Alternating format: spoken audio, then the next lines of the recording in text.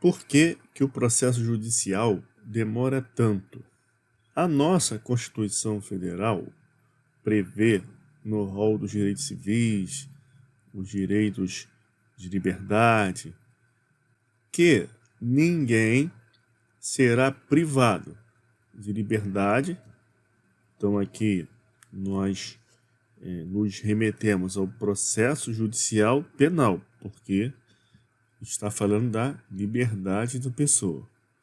Mas também que ninguém será privado de seus bens sem o devido processo legal.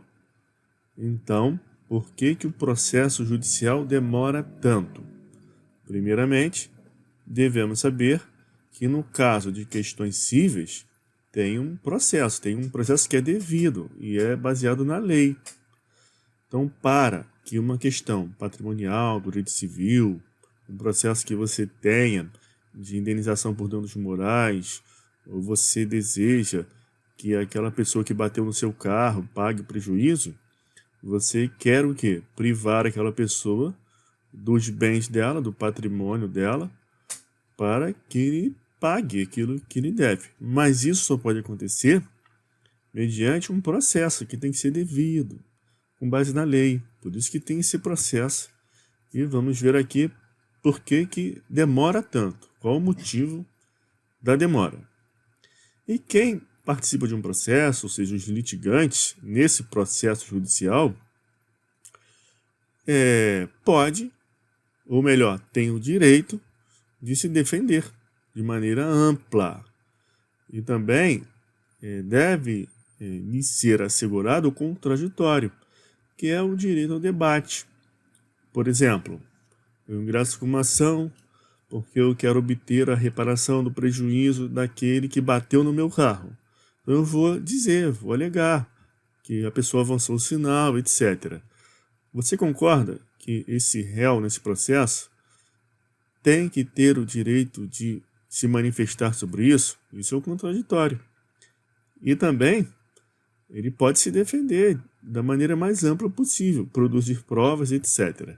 Então aqui nós temos uma necessidade do processo. Assim, esse processo que precisa existir por causa dessa necessidade, ele vai demorar, porque demora, e isso você sabe. Você vivencia isso no seu dia a dia. Então nós vamos saber agora de uma maneira objetiva, estudada, uma maneira que podemos dizer científica, que é com base em estudo. Por que que o processo demora? Já que é comum você ouvir dizer, no âmbito popular, que o processo demora porque as pessoas adoram o processo, porque o advogado não trabalha, porque o funcionário da justiça não gosta de trabalhar. Porém, no mais das vezes, inclusive, nós ouvimos isso na mídia, pelas próprias autoridades, que o processo demora porque os brasileiros, as pessoas, processam por qualquer coisa, porque tem muito processo. Então a gente precisa desmistificar isso. Isso é uma causa genérica, uma falácia, uma falação. Dizer que a causa é tão simples assim porque tem muito processo. Ora, isso soa como essa argumentação, essa fala que a gente ouve dizer para justificar discurso de ódio, guerra, que é ameaça comunista. Então tudo é ameaça comunista. Então foi por causa disso que tivemos em 64 a ditadura militar, por causa da ameaça comunista. Que quem diz isso? Você aí na rua conversando no bar com alguém, se alguém disser comunista, pergunta a ele o que é. A pessoa nem sabe o que é, mas fica baforando esse tipo de coisa. Então por que que o processo demora? Esqueça as falácias que você ouve por aí. Vamos entender aqui por que realmente um processo judicial demora. Pois bem, pessoal, o Congresso Nacional, deputados, senadores, lá onde as leis são produzidas, Eles são competentes, aqui no caso está dito na Constituição Federal, União, mas lembre do Congresso Nacional. Lá no Congresso Nacional, só lá, pode ser editada, pode ser feita uma lei do processo. Então está aqui, ó, compete à União legislar sobre direito processual. Então aquilo que você viu, daquela necessidade de ter processo para solucionar conflitos, é objeto de uma lei, que é essa lei do processo. Aqui constam as regras do jogo. Pois bem, nessa lei, que é a lei do processo civil, estamos falando aqui de maneira mais específica de por que o processo civil demora. Esse seu processo que você ingressou contra a operadora de plano de saúde, ou que você ingressou contra a concessionária de serviços públicos que falhou com você, negativou seu nome, cortou sua água, sua luz indevidamente, ou no processo que você entrou por causa do seu imóvel, que você precisa regularizar, qualquer coisa, qualquer processo civil, pensão alimentícia, qualquer coisa. Por que esses processos civis demoram tanto? Então aqui, no CPC, que é a Lei do Processo Civil, poderíamos estar falando também do processo penal. Você observa nos jornais, na mídia, porque que, de repente, esses políticos que são processados e correm o processo penal e nunca são presos. Porque demora. Então, ficar recorrendo aquela coisa toda, etc. e tal. Então, o que vamos falar aqui também serve para o processo penal. Mas, para deixar aqui de maneira mais específica e mais clara, eu quero que vocês prestem atenção na questão civil, porque é o problema da maioria das pessoas que vivem no seu dia a dia. São as questões cíveis, que você que não comete crime precisa recorrer à justiça. Então vamos lá. Nessa lei, que traz as regras do jogo processual, tem esse artigo 373, que ele diz que aquele que alega alguma coisa, que quer ingressar na justiça, precisa provar o fato. Então está aqui, ó, fato. Então, o que é o fato, pessoal? É aquilo que aconteceu. Então, a prova desse fato cabe a quem entra na justiça. Quem vai dizer aquilo que aconteceu e pedir alguma coisa por isso. E esse pedir alguma coisa é o direito. Então, você tem que provar um fato que corresponda a um direito que você quer. Então, se você diz, ora, vivemos em uma sociedade de massa, tudo é consumo, precisamos comprar tudo, somos violentados com propaganda em massa o tempo todo. Aí eu comprei um pacote de televisão que eu queria ver, o futebol, etc. Aquela empresa, no dia daquele jogo, que era uma final, eu queria ver, me cortou o sinal. Meu Deus do céu. Ou seja, você tem que provar esse fato.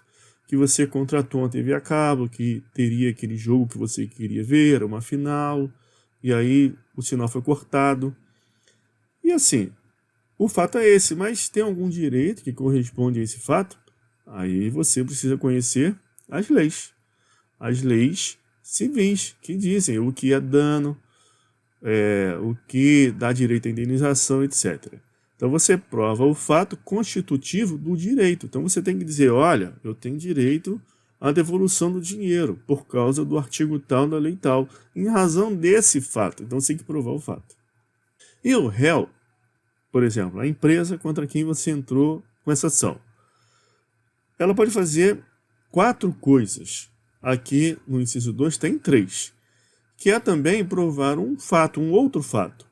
É um fato que é chamado de impeditivo, modificativo e extintivo.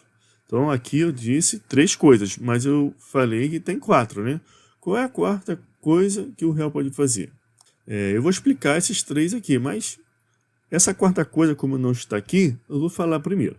Veja que nas regras do jogo aqui do CPC está dito que quem entra com a ação tem que provar o fato. Então, se essa é a regra principal, qual é a quarta coisa que o réu pode fazer se ele sabe que cabe ao autor a prova do fato? Ele simplesmente pode negar o fato. Ele pode dizer, olha só, eu não cortei sinal nenhum. não tinha nada de jogo de futebol nesse dia. Ou seja, ele nega.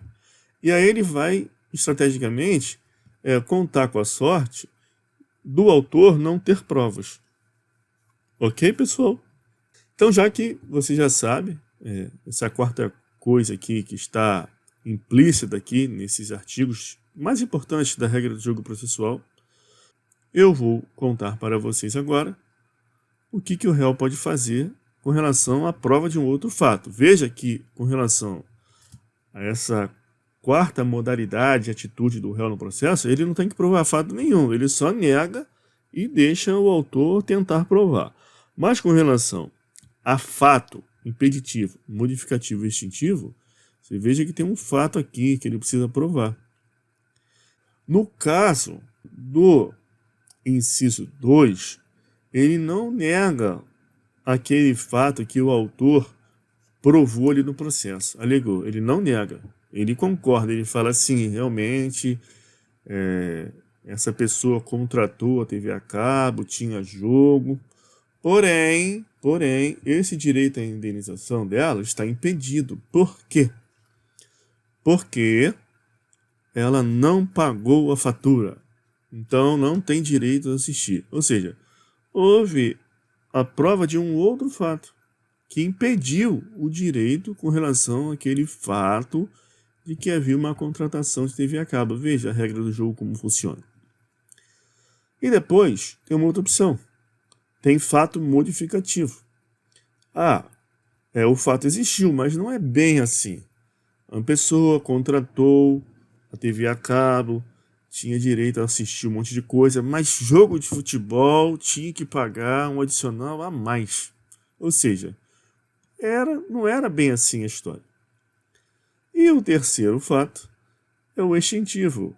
Não tem direito a nada. Ela havia contratado, sim, TV a cabo, tinha um jogo de futebol, porém, uma semana antes ela cancelou a assinatura. Então, não foi assim o que ela está dizendo. Não é dessa maneira. Estava extinto já o direito do autor. Pois bem, pessoal, aqui eu dei uns exemplos fictícios com relação a um caso de TV a cabo. Mas você pode levar isso aqui para qualquer coisa, qualquer tipo de caso. Essa aqui, essa regra do 373 do CPC, é a regra mais importante do jogo do processo judicial. Por isso que muitas pessoas acham que o trabalho do advogado é conhecer do direito, fazer firula, falar de maneira pomposa sobre o direito, não é nada disso. O principal trabalho do advogado é montar um caso. Porque estudar lei, todo mundo pode fazer. Você pode ir na sua casa, sem fazer faculdade, ler a legislação toda, conhecer os seus direitos, como acontece nos Estados Unidos, as próprias pessoas se defendem.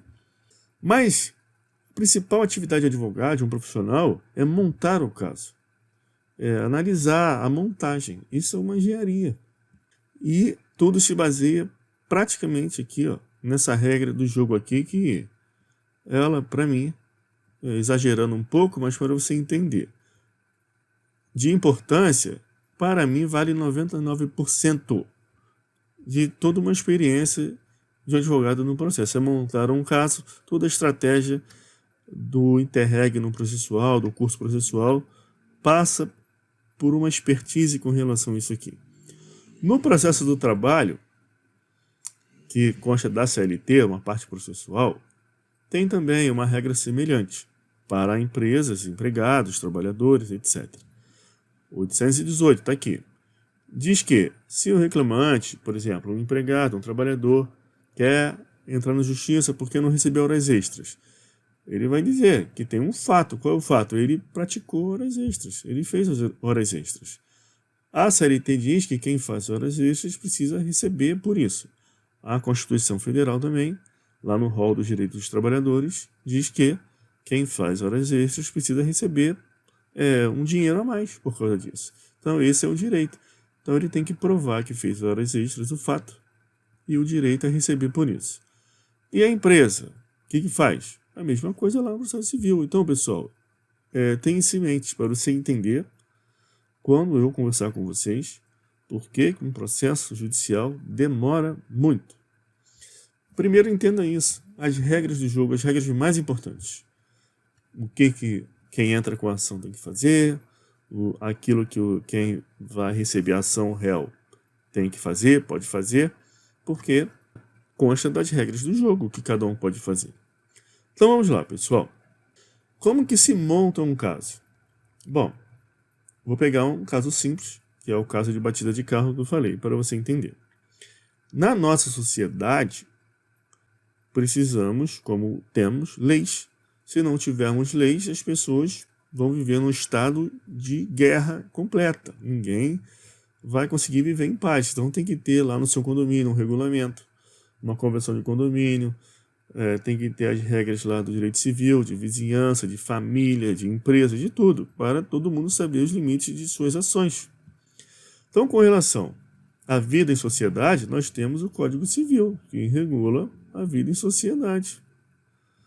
Nós não temos carros aí circulando, todo mundo vai trabalhar, volta, carro para cá, carro para lá. Isso é uma vida em sociedade. Pode acontecer batida de carro? Pode. Então o Código Civil vai trazer regras para resolver esse problema. Se a pessoa que bateu o carro lá na outra não quiser pagar, fugir, ou dizer que vai pagar e não pagar, você pode ir lá na casa dela, dar um mata-leão, dar um tiro. Não pode fazer isso. Você até pode, né? É materialmente possível, mas terá consequências. Então, as pessoas civilizadas não fazem isso. Então, o que deve ser feito? Ingressar na justiça. Por isso que temos lá na Constituição Federal aquela regra. Tem que ter processo. Então, vamos lá. Batida de carro é um fato? Sim. Então, de acordo com aquelas regras do jogo que eu mostrei, tem que ter a prova do fato, que houve a batida do carro. Só isso? Não. Que a pessoa que bateu o carro foi culpada por isso. Então, tudo isso é fato, pessoal. É um acontecido na vida. As pessoas estão com um vício de não compreender mais a realidade. As verdades factuais, elas existem. Os fatos acontecem. E as pessoas estão com dissonância cognitiva. Não entende mais fato. Eu vi um documentário esses dias que fala da ditadura militar, porque recentemente o presidente Lula decidiu não rememorar aqui no dia 31 de março, 1º de abril, a ditadura militar. Foi muito criticado por isso, porque foi considerado isso um fato que ataca o direito à memória, né? Na Alemanha, todos nós sabemos, ou deveríamos saber, que lá o nazismo é lembrado sempre, inclusive negar o nazismo é um crime, a pessoa vai presa lá na Alemanha, e o povo alemão tem muita vergonha disso. Mas aqui no Brasil, o presidente Lula resolveu, aí, em razão de política, deixar isso abafado, não falar sobre isso. Então, muitos canais, aí, muitas mídias, né, que não concordaram com isso, fizeram aí, por conta própria, um rememorar disso. Aí eu assisti esse documentário. Então tem umas pessoas lá que, nesse documentário passou, que eram envolvidos lá com os autoritários, né, que fizeram aquela loucura lá. Então as pessoas que ainda estão vivas, né, parentes daqueles pessoas megalomaníacas, aquelas pessoas, chamando a ditadura de revolução, a tomada do poder dos militares, a morte, tortura, aquela loucura toda. Inclusive, interessante nesse documentário, que demonstra, por documentos, inclusive com gravações de documentos, que o governo americano ele ajudou a tomada do poder pela ditadura, porque os americanos tinham indústrias e fábricas em Cuba. Aí Fidel Castro lá em Cuba chegou a tomar essas fábricas, essas empresas americanas. E aqui no Brasil, porque o João Goulart ele estava tendo algumas ideias e manifestando isso com o que foi chamado de reforma de base, reforma agrária, etc., os Estados Unidos chamaram isso de ameaça comunista, né? E que aqui também poderia ser uma nova Cuba, etc. Aí surgiu esse negócio de ameaça comunista, mas aqui nunca teve esse risco. E houve aí uma documentação que mostra que a CIA, era o presidente Kennedy na época, depois passou para o Lyndon Johnson, com o apoio total aqui do diplomata americano, que era o espião aqui no Brasil, e eles incentivaram, junto ao Castelo Branco, criar toda essa algazarra no Brasil. Por isso que teve essa marcha da família com Jesus nessa época. Então as pessoas, hoje, por exemplo, vamos trazer para a atualidade, vivem com essa dissonância cognitiva com relação aos fatos. Chamam isso tudo de revolução, na verdade foi um ato criminoso, uma ditadura, um golpe. E quando fala da ditadura, nega e fica falando ainda até hoje de ameaça comunista sem saber o que é, sem saber nem do passado histórico disso, de uma coisa que não existe, ameaça comunista nenhuma, não sabe nem o que é comunismo.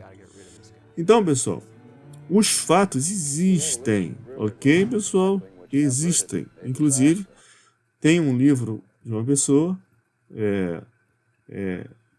Harry, eu não sei se o nome é exatamente esse, mas você pode confirmar na internet. É Harry Frankfurt. Então você bota aí, ó, na internet, Harry Frankfurt. Ele tem um livro que ficou aí na lista dos principais livros mais vendidos lá no New York Times, que é sobre a verdade. A verdade existe, os fatos existem. Então, não pode ter dissonância cognitiva. Então, voltando aqui para a questão dos fatos, quando o advogado vai montar um caso desse, ele tem que ver a prova dos fatos, porque, minha gente, esse negócio de que é tudo relativo, essa mentira que querem colocar na cabeça das pessoas, que tudo é discutível, tem limite. Os fatos existem. E quem não consegue conectar o que pensa com aquilo que realmente acontece, tem dissonância cognitiva, tem problema, tem que se tratar. Então eu quero entrar com uma ação, porque alguém bateu no carro, a pessoa entra no escritório, o advogado quer saber, vem cá, cadê a prova? Tem testemunho? Cadê a batida? Cadê etc e tal? E a culpa é de quem? Tem testemunho? Vamos provar esse fato. E o advogado só vai entrar com a ação se ele pegar o fato ali que a pessoa está provando ali para o advogado, e verificar, a partir do seu conhecimento da legislação, que tem um direito que irá casar ali com aquele fato e que convirja para o interesse dessa pessoa que procurou advogado. Então, no caso da batida do carro, nós temos uma regra no Código Civil, que é do 927, que diz que aquele que, por ato ilícito, causar dano a outro, fica obrigado a repará-lo. Então, o Código Civil traz as regras da vida em sociedade. Aí a pessoa que manuseia a legislação, ela vai atrás aqui das remissões, tá vendo? Então, tem o 186, que é uma remissão do 927, que fala que ação, omissão, tá vendo? Ato ilícito. Então, o que é um ato ilícito? É quem age, ou não age, né, omissão, com negligência, imprudência e causa dano. Então, na batida do carro, a pessoa estava ali, negligente, ou houve uma imprudência, avançou no sinal porque quis, ou porque não viu, foi negligente, e bateu, causou um dano. Então aqui, ó, Código Civil, regras da sociedade. Ó, atenista, ó. Aí você vai correndo a legislação. Aí, num caso desse, você tem indenização? Pois bem, aí tem o valor da indenização aqui, ó, que vai dizer que o valor a pagar irá ser medido pela extensão do dano. Então vai depender. Machucou a pessoa? Quebrou muito o carro? Como é que foi avaliado aquele dano? Isso vai corresponder a um valor em dinheiro. Aí, no caso, há uma desproporção excessiva, né, com relação à culpa e o dano, por isso tem que provar quem foi o culpado. A vítima, a pessoa se machucou, mas ela concorreu também culposamente, ela também avançou o sinal, então precisa tudo isso são fatos que precisam ser provados. Então você observa que nesse manual aqui, no Código Civil, que traz as regras para a vida e sociedade, tem tudo. Então eu trouxe esse exemplo para mostrar para vocês como que o advogado monta um caso. Tem que ter o fato e o direito e vai trazendo as provas. Tá ok? Então guarda isso, que você vai entender muito bem por que o processo demora, hein? Vamos caminhando para você compreender. Agora, pessoal, outra coisa que precisamos desmistificar, que os casos que correm na justiça são inúmeros, porque a população brasileira adora um processo, tudo processo, os casos são difíceis, etc. Isso é mentira, tá? 99% dos casos são simples, são casos desses aqui, ó. Então pega qualquer problema que você tem aí, você que é advogado, no seu escritório. Por exemplo, pega todos os seus processos. 99% dos casos, qualquer matéria, civil, etc. É assim, fácil, de subsunção. Você pega um fato, vê qual é o direito, monta ali o processo e bota o processo, bota a ação. Simples. Então, 99% dos casos são assim. Então, essa história que os casos são difíceis, que por isso que o processo demora, isso é mentira. Eu vou mostrar para vocês o que é um caso difícil e que é raro na justiça. Caso difícil, pessoal, é quando não há um encontro assim fácil, objetivo, de um fato que a pessoa alega para você, advogado, com alguma regra do direito. Você não tem um artigo lá no Código Civil para resolver o seu problema. Tem um nó ali com relação à conexão entre o fato e o direito. Por exemplo, a nossa regra do jogo, Código Civil, tem uma regra, e está lá até hoje, que é aqui do 1790, do Código Civil. Essa regra do 1790, ela trouxe direitos para as companheiras, ou seja, aquelas mulheres, e também companheiros, né? Os homens que não são casados, são companheiros. Então, trouxe regras para essas pessoas piores do que as regras que constam do 1829 para as pessoas casadas. Então, no caso de inventário, os companheiros se davam mal, as companheiras se davam mal. Era como se fossem, o Código Civil tratou os companheiros como pessoas de segunda categoria. Então, pessoal, isso reflete o nível cultural da nossa sociedade, o preconceito, o racismo que há.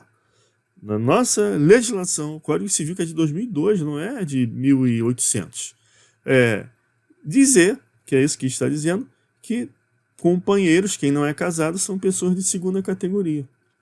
Então isso criou um incômodo nos advogados. Então, aqui sim você tinha um caso difícil, que justifica realmente uma demora no processo. Porque o processo tem que correr para as varas, pela vara civil, aí vai para o recurso, aquela discussão toda, aí vai para o STJ, para o STF, ou seja, justifica uma demora.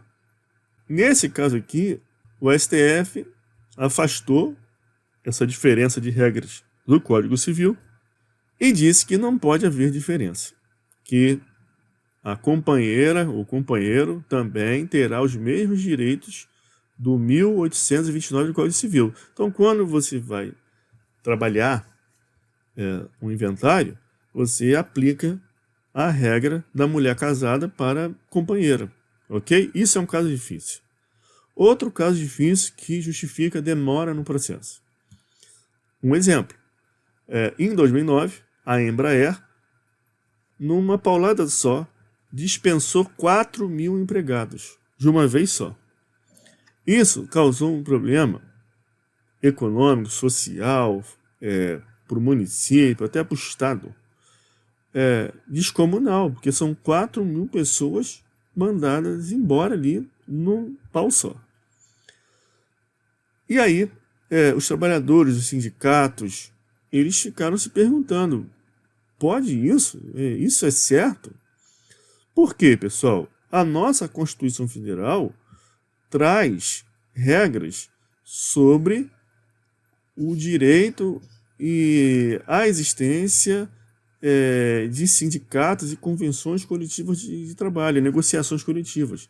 Então, lá no artigo 8º da Constituição Federal, que é a nossa lei maior, tem uma homenagem aos sindicatos. Também temos homenagens às negociações coletivas.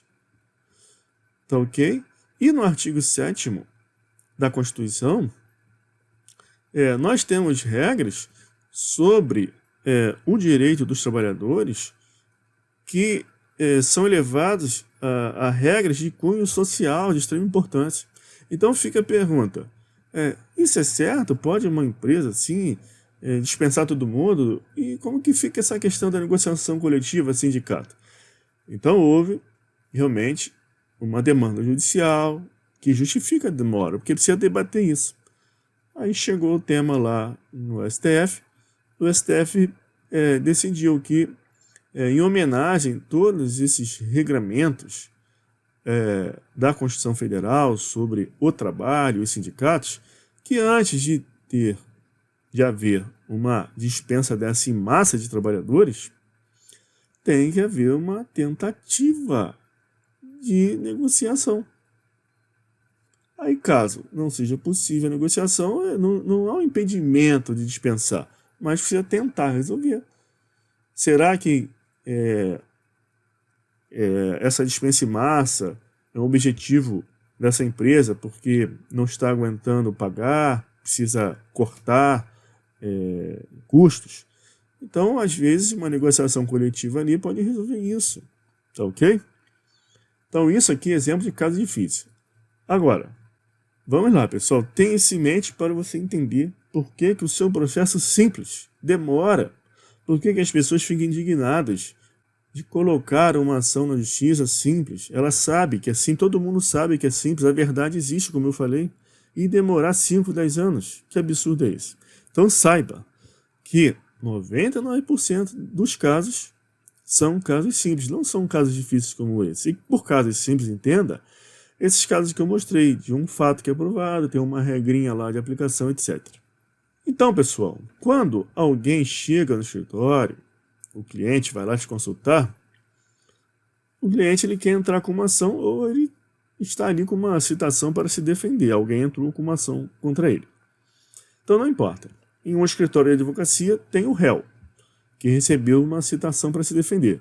E no outro escritório, ao mesmo tempo, tem lá uma pessoa querendo entrar com uma ação.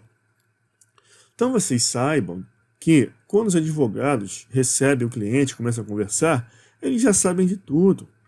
A verdade existe, eles sabem quem tem razão e quem está errado. Porque o advogado não vai perder tempo. E o advogado, ele tem uma obrigação ética, mas também ele não é bobo, ele não quer perder tempo em entrar com um processo que não lhe dará frutos.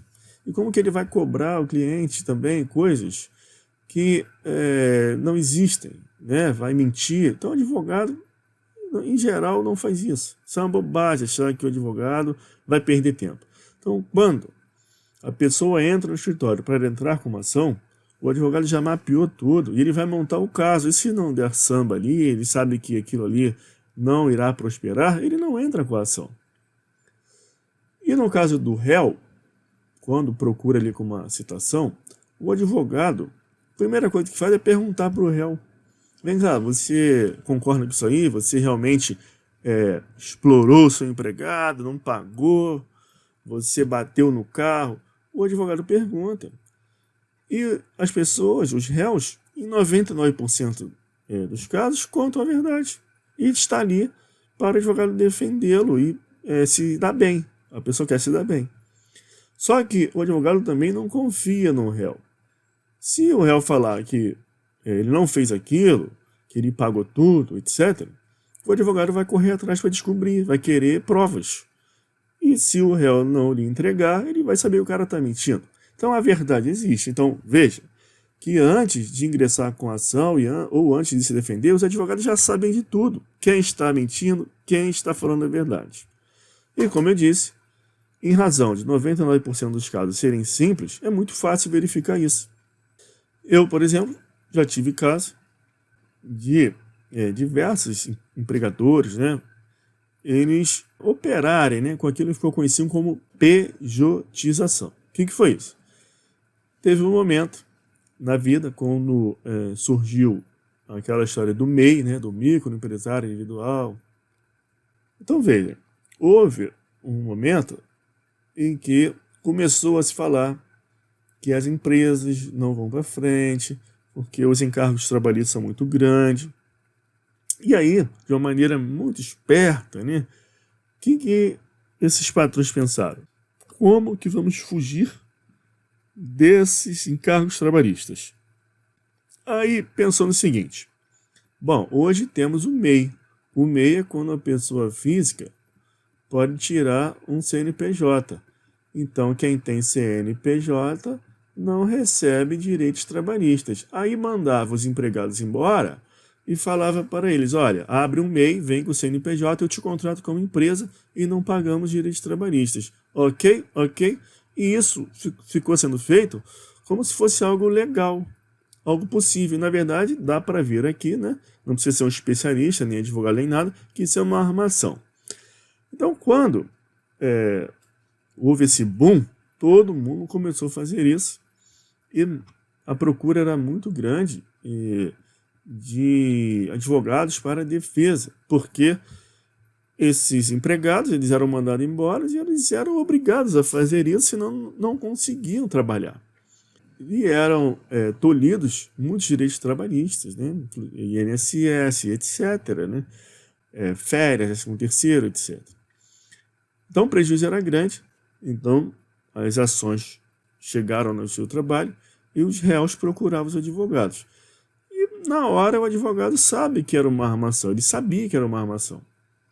Era uma montagem, uma jogada. E as pessoas queriam se defender de qualquer jeito disso. Tá ok, pessoal? Então, mais um item aí que você tem que saber, que os advogados, tanto do réu quanto do autor, eles sabem quem tem razão, antes de começar o processo. Assim, eu trago esse quadro aqui para vocês, onde eu tenho um lado aqui, essa palavra logos, e o outro sem razão. O que é o logos? Na Grécia Antiga, os gregos, eles tinham um estudo que eles faziam, uma investigação, que era com relação à verdade. Fazia parte da educação grega, da filosofia grega. A investigação acerca daquilo que é verdadeiro. E eles chamaram isso de logos. Então essa palavra logos serve para representar tudo que é verdadeiro. Seja até um pensamento, se você está sendo sincero com o seu pensamento, se você está falando a verdade, se você age, pensa e fala de maneira coerente, tudo que é honesto e verdade, qualquer expressão da vida, seja gesto, ação, pensamento, fala, reconhecimento de um fato como ocorrido, então tudo que é de boa fé, que é honesto, que é verdadeiro, os gregos, de maneira indistinta, chamaram de logos. Então esse logos, pessoal, ambos os advogados sabem com relação aos casos que vão para a justiça, quem tem, quem está com a razão. Todos os advogados sabem. Logicamente, a outra parte é a parte sem razão. Então, vamos avançar. Por que um processo em que nós já sabemos quem tem o logos demora tanto? Por que há a enrolação toda, essa demora toda? Por uma simples questão, pessoal. A nossa vida em sociedade civil, moderna, capitalista, trouxe regras de vida que exigem, como eu mostrei na Constituição Federal, a necessidade de um processo para resolver os problemas sociais. Porém, de uma maneira paradoxal, admitiu aquele que não tem razão se defender, ou seja, o direito de defesa a qualquer preço. E como que alguém sem razão se defende, pessoal? Veja, e preste atenção nisso agora, que não é através da mentira. A mentira não é defesa, porque os advogados sabem que essa mesma lei processual que traz as regras do jogo não admite mentira. A mentira é penalizada. É a chamada litigância de má-fé e é multada. E o advogado que mente no processo, ele também tem responsabilidade perante o OAB. Então, não é por meio da mentira.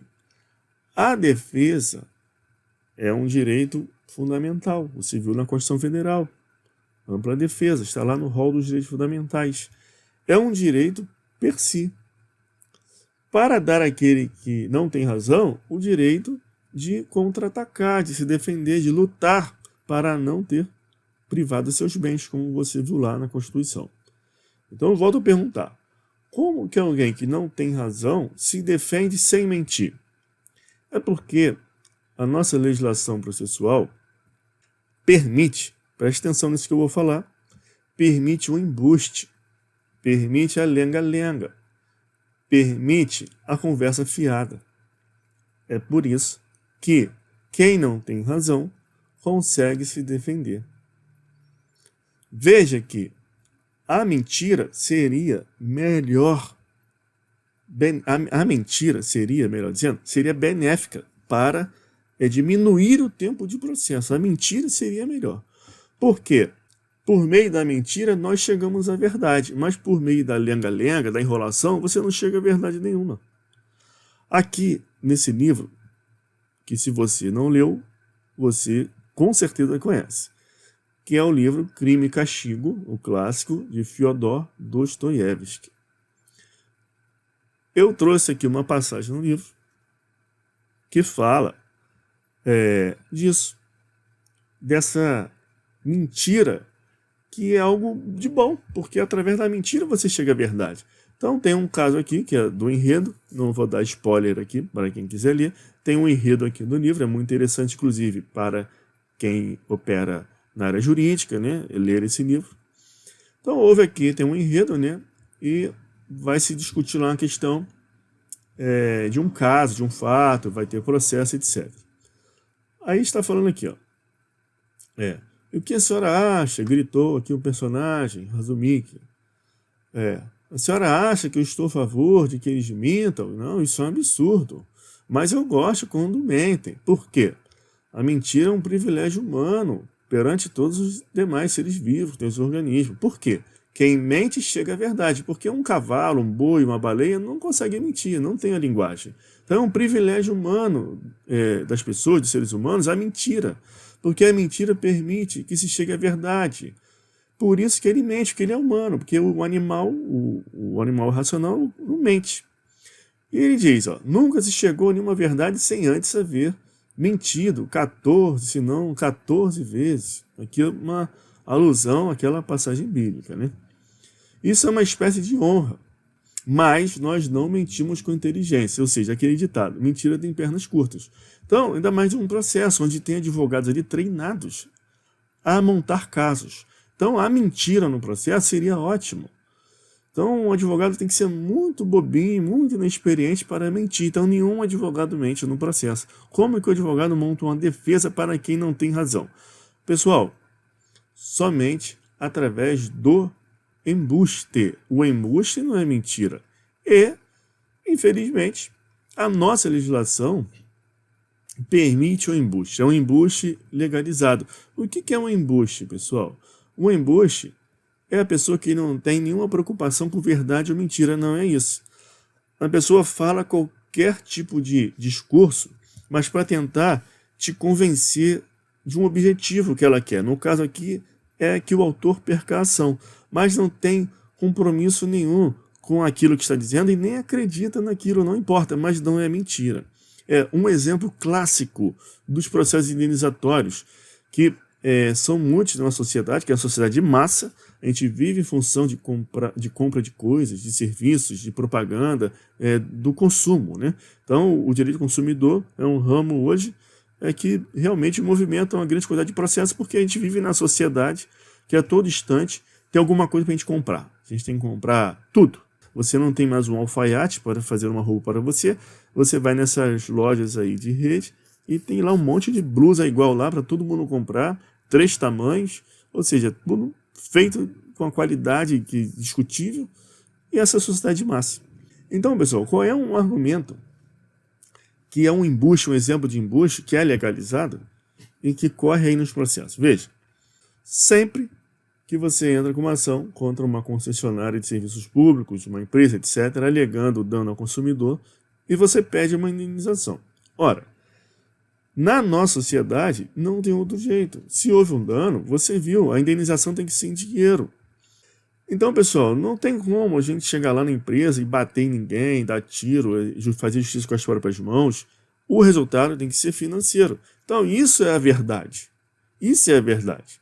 Então, isso é uma realidade, tem que ser reconhecido. Mas quando você entra dizendo que a empresa de energia elétrica cortou sua luz indevidamente, você entra com essa ação, os escritórios que trabalham com essas demandas de massa de consumidor, eles já têm um argumento pronto lá, que é um embuste.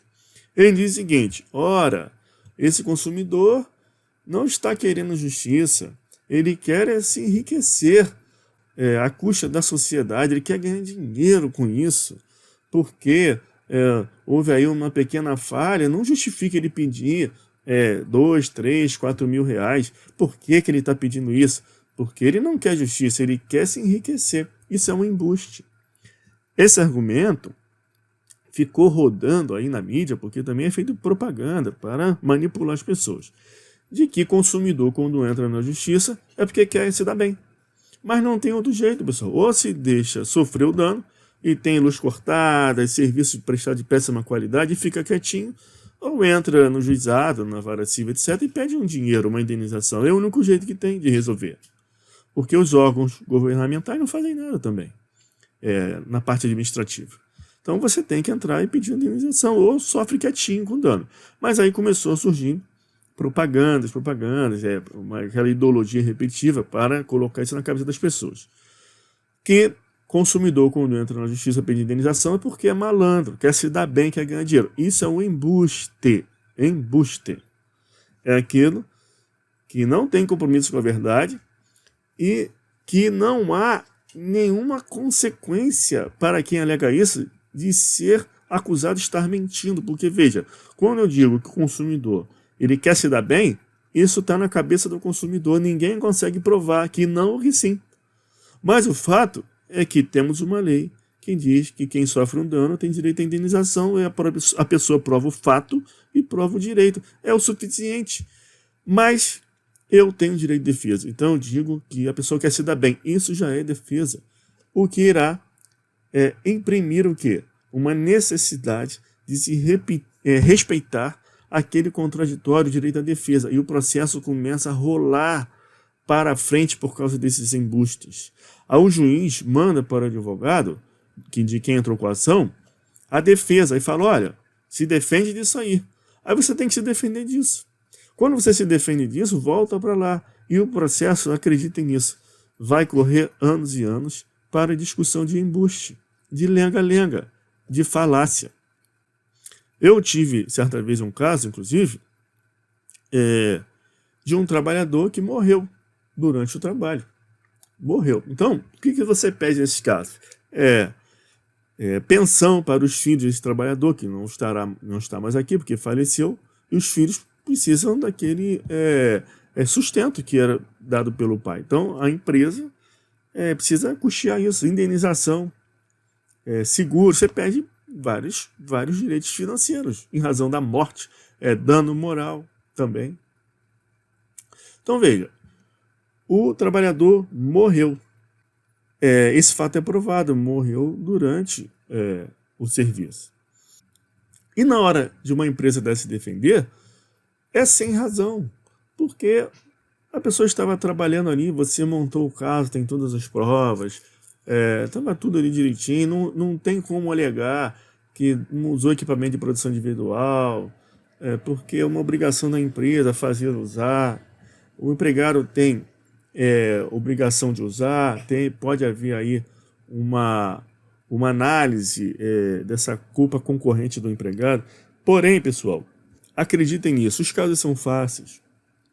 Nesses casos, houve a morte ali porque é um trabalho já que demanda um certo risco. Então, os empregados, o empregado, no caso, completo ali com o EPI direitinho, mas houve uma fatalidade, morreu. O trabalho é de risco para essa sociedade capitalista que demanda determinadas atividades que só existem aqui, né? Imagina o caso. Tem atividade de risco que tem que montar aí equipamentos que mexam com o mercúrio, que demanda tecnologia para a montagem de iPhone. iPhone não é necessário, você não precisa de iPhone. Mas na nossa sociedade, vende-se iPhone, 5, 10, 15 mil. Então as pessoas trabalham nisso, e se morrer, a culpa é de quem? Então tem a responsabilidade. Então, nesses casos que lidam com isso, ou perda de membro, ou morte, a empresa se defende como com embuste. Porque não tem defesa, não tem razão. E qual é o embuste?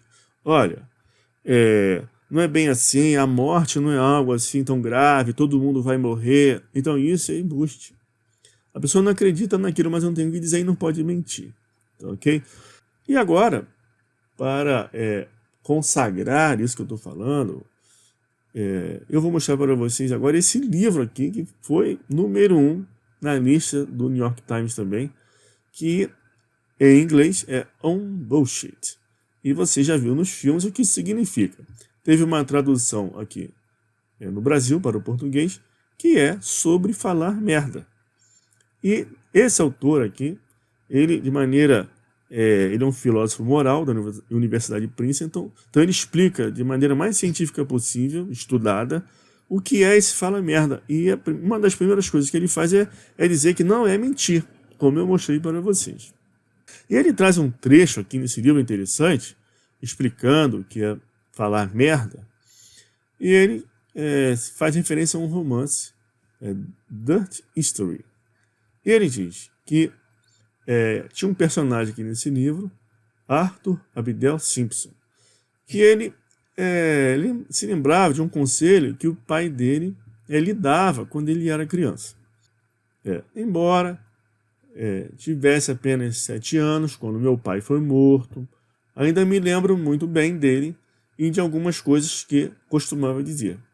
Uma das principais lições que ele me ensinou foi: nunca conte uma mentira se você pode conseguir as coisas falando merda. E ele explica isso muito bem no livro, por quê?